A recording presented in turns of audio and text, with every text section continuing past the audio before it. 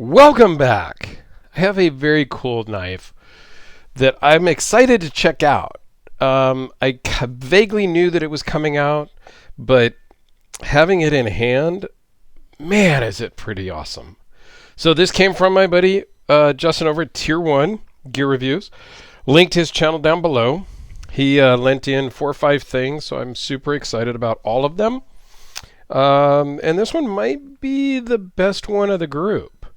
He has a different favorite, and when we get to that one, I'll mention that it's his favorite. So this is the WE Knives Upshot.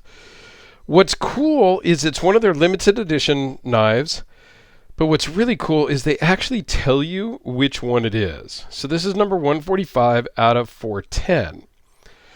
It's really cool when a company does that with either a knife or a watch.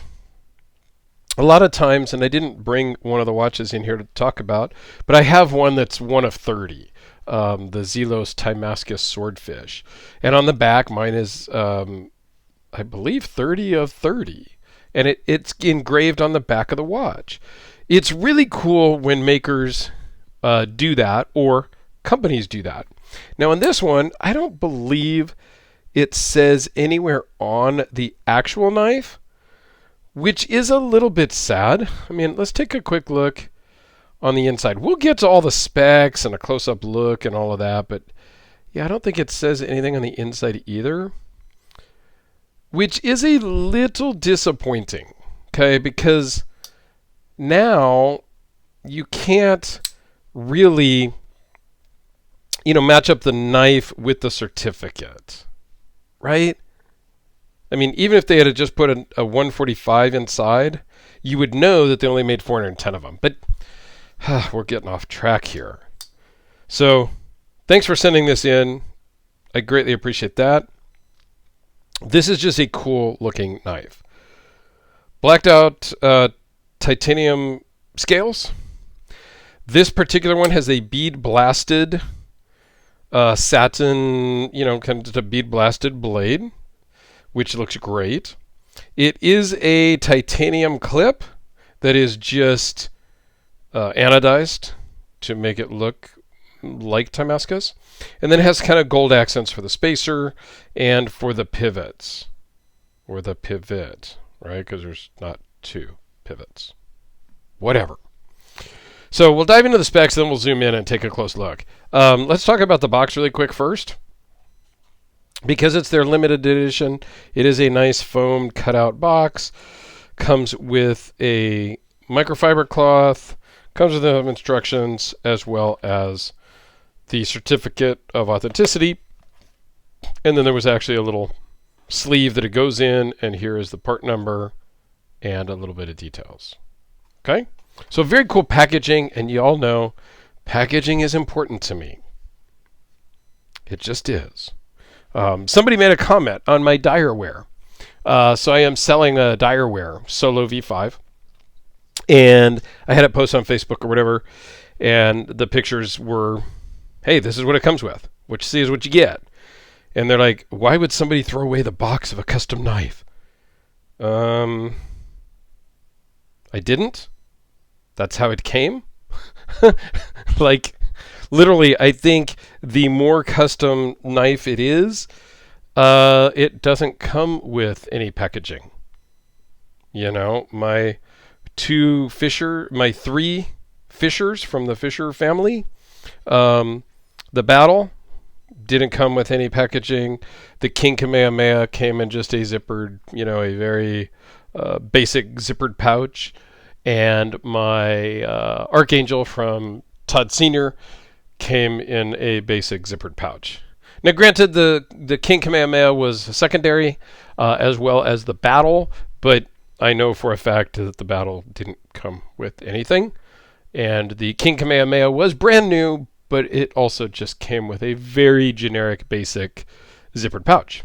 So the Direware came with nothing. That's just how it goes. So you get to a price point, I think, and I don't know what that price point is, but all of the Battles, all of the Fisher knives are over 2,000, so maybe it's the 2,000 mark and up.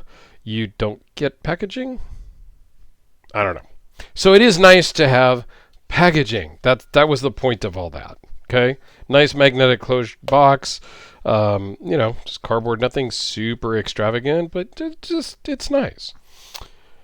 Okay, so the specs on this is 4 3/8 closed, 7 7/8 overall, 3.46 inch blade, 3.07 cutting edge, CPM 20 CV as I mentioned, 0.125 inch thick blade, 0.446 overall, minus the clip always, weighs in at 3.5 ounces, and runs on bearings.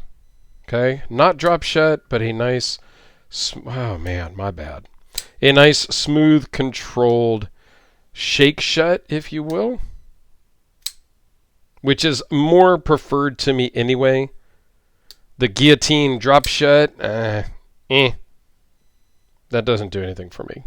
It's kind of fun, but it's kind of not. So here it is, the blasted blade, which is super sterile. You got the We Knife logo on the pivot.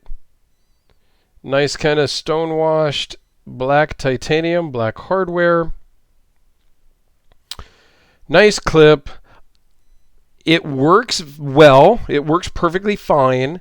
I just wish that it was recessed into the scales, but that's okay. It works perfectly fine. Does have a steel lock bar insert, as well as an over travel stop, which is very nice.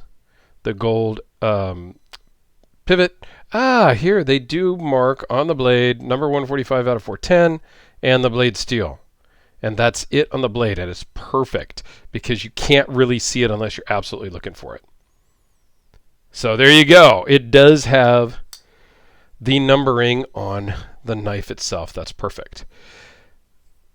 This just is, it's super smooth, chamfered on all the edges. I mean, this is just freaking fantastic. It feels great in the hand. Jimping is nice. Almost more aggressive coming back towards you than pushing forward. It's about the same. Nice finger choil. But this again, because it's a limited edition, I'm guessing that T1 is not carrying this often. I could be wrong. He'll chime in, I'm sure. He tends to watch all the videos of the knives I do of his, which I get. I don't think he carries it much. I don't know that I would either. I carry all my customs, but there's some that I just carry less because of what they are. I don't know. So here it is next to the Sharpie. Like the Frank Fisher Battle. I mean, honestly, I do carry it. I have shown pictures of it out in the wild, out in the field. The very dirty Delica. But it is not a daily carry. It's just not. And it never will be. The Kubi KB237. Same size. Now, if I were to get a battle, like a Boner model, plain Jane battle, which I have talked to Frank about, I'm just not sure that the price is worth it for me at this particular moment in time. It's the Hellraiser P-Series.